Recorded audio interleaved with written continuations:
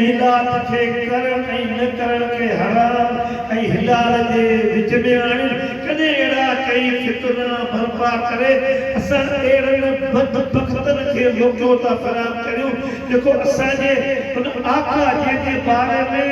छा साहिब चए थो मुंहिंजा कन कॾहिं मंदा ई न सुणनि अलाह साईं मूंखे अहिड़ा के कन न ॾे जो मुंहिंजी महबूब जे शान जी गुस्ताखी ऐं ॿुधी ॿुधण जी बि उहो सॾ महबूब जे असाबनि कॾहिं कोन कई उन ओलिया औलाद कोन कई ऐं महबूब जे असाबनि खे जॾहिं महबूब करीम सल्लल्लाहु अलैहि वसल्लम सॾींदो चवंदो त असांजो अबो अम्मा तव्हां तां क़ुर्बान वञो जी असांजा साईं ख़बर आहे तव्हांजे रब खे ख़बर असांखे का ख़बर कोन्हे तव्हां ई ॼाणो था तव्हांजो रब बि ॼाणे कॾहिं बि उन महबूब जी के ॻाल्हि ते बेसई एतिराज़ कोन कयो अॼु तव्हां असां एतिराज़ करियो था दीन इस्लाम ते असां एतिराज़ करियो था मीलाद ते असां एतिराज़ करियो था दुरूद सलाम केतिरो पढ़जे पर महबूब जो हदीस साबित करे थी त मूं ते एॾी त कसरत करियो एॾी त कसरत करियो जो आऊं तव्हांखे वेझो थी वञा के असां बि इब्न कैफ जेको आहे पुछियो ए महबूब आऊं ते केतिरो दुरूद पढ़ां हिकु टाइम पढ़ां ॿ टाइम 24 कलाक मुझे दुरूद पढ़ ऐं मोहम्मद मुस्तफा उनजो ज़ामन जो ज़ामन मोहम्मद मुस्तफा हुजे उनखे न को हिन जान में लहर न लोॾो न उनखे के फितने जी परवाह न उनखे को टेंशन न उहो कॾहिं कमज़ोर थींदो न कॾहिं उहो हीरो थींदो ऐं कॾहिं न उहो को हथियार फिटा कंदो सो मुंहिंजा दोस्तो तव्हां असां पाण एॾा त ज़ुल्म पंहिंजो पाण ते कया आहे तव्हां असां पाण पंहिंजे उन नफ़्स खे ज़ाइक़े वठाइण खपे रात को मामे वालों जे उर्स में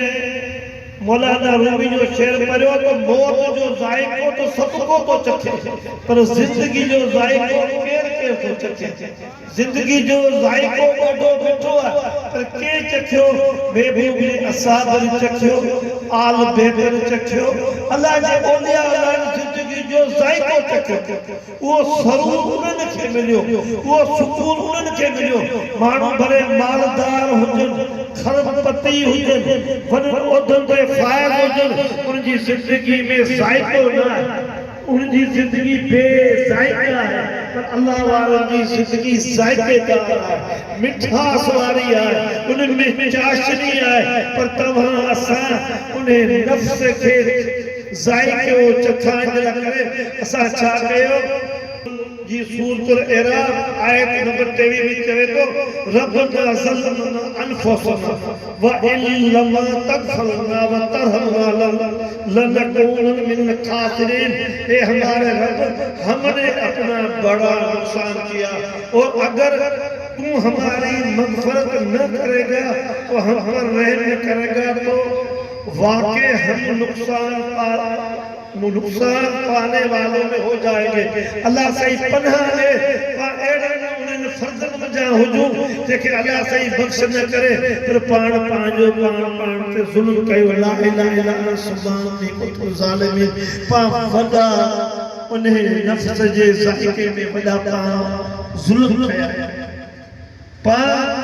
अफरा तफरी जो शिकार थी आयो पाण पे मनशा हावी थी गया राज इश्क जो मुसनफ तो चवे जब हमारी तरबियत और निशो निमा उस बुनियाद पे होने लगेगी कि कुछ भी करो दुनियावी स्टेटस बनाओ हमें कोई गम रंज नहीं पहुंचेगा तुम हम ऐसे माशरे से कौन सी तौक़ुआत वाबस्ता करे जब हम खुद इंसानियत वाले रास्ते छोड़कर फिरेब धोखेधड़ी और शॉर्टकट की राहें ढूंढने लगे तो एक न एक दिन और हमारी नस्लें खराब नतीजे भुगते भुगतेगी अज तवा असा शाट कट में वनी एड़ी उन्हन जी तरबियत में अची आयूं उन्हन निशो जमान में उन्हन फितरन फसाद में हर मानो चाहे तो मुखे स्टेटस खपे मुखे तारीफ खपे